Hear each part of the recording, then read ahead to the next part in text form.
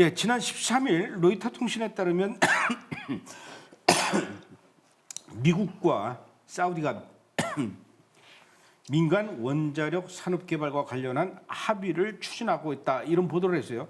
그동안 사우디는 미국에다가 우리도 핵무기를 좀 만들 수 있도록 개발할 수 있도록 좀 해달라 도와달라 이렇게 요청했지만 미국은 그동안 사실 차일피일 미루면서 대답을 안 했어요. 이번에도 역시 그런 문제에 합의를 할 수 있을지 잘 모르겠습니다. 미국하고 사우디가. 거의 됐다고 봐야 되죠. 이거는 완성이 된 거고 이게 어떻게 보면 바이든 행정부하고 트럼프 행정부의 차이인데, 그러니까 이제 사우디 관점, 리야드 관점에서 보자면 사우디가 원하는 게 한 5가지가 있어요. 미국한테.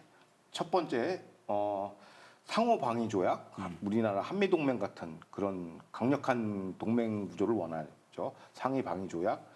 그 두 번째가 요번에 이제 합의했던 이제 연말이면 최종 사인이 되는데 지금 합의했던 민수용 원전 개발.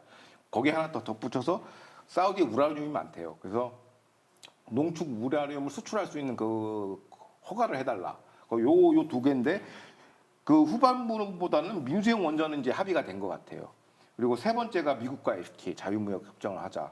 네 번째가 우리 사우디한테 무기를 좀 많이 좀 판매해다오. 그러니까 F-35부터 등등 이런 첨단 장비들 우리한테 판매해다오. 그거고 다섯 번째가 AI를 동시에 개발하자. 우리가 AI에 개발할 수 있는 AI를 하려면 데이터 센터가 커야 되고 땅 부지도 있고 에너지가 무한정으로 들어가야 돼요.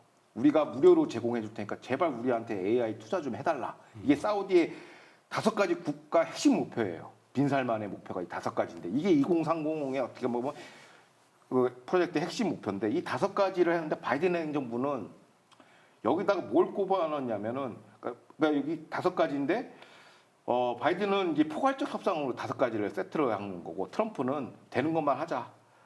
5가지 중에 되는 거. 그래서 요번에 민수용 원전을 요번에 합의를 한 것이죠.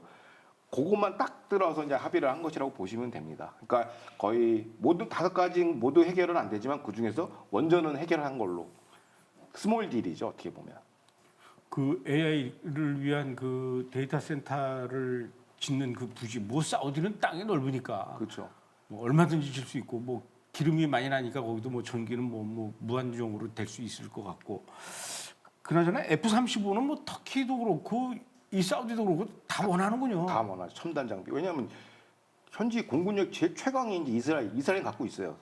이스라엘이 있어요. 예. F-35가. 그런데 주변국이 가장 이제 다 안 되는 게 공군 전력이 안 되니까 그걸 지금 미국한테 원하고 있죠. 근데 F-35를 준다고 해도 판다고 해도 그걸 잘 운영해야지 뭐. 그러니까 판매라는 건 운영까지 다 들어가는 거예요. 그런 부품 수요, 정비 뭐 이런 거. 그래서 플랫폼을 판다고 얘기하죠. 그 전투기만 이것만 딱 던져놓고 핸드폰하고 달라요. 그런 면이 있죠. 그러나 저나 요번에 그럼 이 사우디하고 미국하고 이렇게 회담할 때 이스라엘과 사우디 간의 그 관계 정상화에 대해서는 얘기를 안 했습니까? 그러니까 그게 이제 앞서 제가 바이든과 트럼프의 차이를 설명한 게 바이든 행정부는 이걸 원하는 거예요. 그러니까 이스라엘 정상화를 조건으로 껴넣었어요.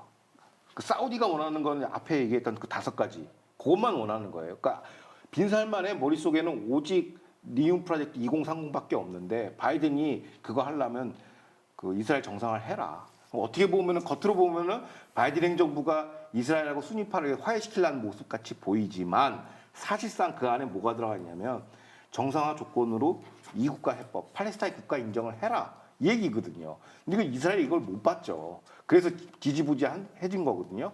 그런데 어떻게 보면 트럼프 행정부 들어와서 2국가 해법은 이제 그건 의제로서 사실상 폐기했거든요. 암묵적으로. 그렇기 때문에 되는 것만 5가지 조건, 상호방위 조약, 민수용 원전, 미국 FTA, 군수 지원 판매 중에서 되는 것만 하자 해서 원수연수를 한 거예요. 바이든은 꼼수를 쓴 거죠. 그거 하려면은 이스라엘 국제 정상화, 팔레스타인 국가 인정 요렇게 꼽아놓은 거죠. 근데 그랬기 때문에 이번에는 팔레스타인 이슈가 아예 그냥 빠져버린 거예요. 그래서 스몰 원전들이라고 하는 것이죠. 근데 이게 왜 그러냐면 사우디 현주소를 우리가 이해를 해야 돼요. 그러니까 기존 10월 7일 전의 작법은 순위 시아파의 대결에서 이스라엘이 순위파랑 시아파랑 이게 대결한다. 그래서 아브라함 협정 이 구도였다면 지금 구도는 아까 얘기했던 터키 이스라엘 구도예요. 사우디는 좀 밀렸어요. 그러니까 사우디조차도 옛날처럼 우리가 막 순위파의 맹주다 하면서 골목 대장지를 이제 안 하겠다는 거고 2030 자국민 개발. 그러니까 아까 강도민이 말씀하셨지만은 그 새로운 세대 MZ 세대는 좀 산업 국가를 원해요. 그런데 이제 그걸 하려면 앞서 얘기한 뭐 민수용 원전, 미국과 FTA 이런 게 필요하거든요. 그래 그런 걸 빨리 하기 위해서는 주변과 싸우면 안 돼. 그래서 아랍에미리트나 이 그 후티 반군한테 져주는 거예요. 이란하고도 싸우기 싫다. 우리는 내부에 우리 개발을 해야지. 안 그러면은 이게 그 왕정 체제이기 때문에 언제든지 무너질 수가 있어요. 내부 봉기가 일어나면. 그러니까 여기도 마찬가지로 젊은 세대가 지금 엄청난 변화를 원하고 있고 MBS가 그걸 약속을 했어요. 그렇기 때문에 이거를 해소를 안 해주면 자기가 이제 날아갈 수가 있죠. 그렇기 때문에 주변 문제는 국제 정치는 별로 관여를 안 해요. 그래서 이스라엘 입장에서도 사우디가 과거처럼 그러니까 트럼프 행정부 일기처럼 그렇게 중요한 파트너가 아닌다는 것이고, 그래서 이게 결정적으로 뭐냐면 기존 이 대결 구도가 터키, 이스라엘, 아제르바이잔, 이란 구도로 바뀐 데 있습니다. 그렇기 때문에 사우디는 이제 그래 그 좀 주변이 평온해야 내부 경제 개발을 할 수가 있거든요. 그리고 일각에서는 뭐 중국이 이렇게 막 그 개입해가지고 사우디 개발할 거 아니냐는데 사우디의 엘리트층은 이제 MBS 주변에 있는 그 테크노크라스는 대부분 미국에서 교육을 받았고 미국 같은 국가를 원해요. 그러니까 중국이 아무리 막 장난질해도 그걸 끼어들 수 없고, 어떻게 보면 이번 원전이 중국에서 해준다고 그랬어요. 근데 중국과 안 하고 이제 미국이랑 계약을 한 거죠. 왜? 우리는 미국이랑 같이 갈 거니까.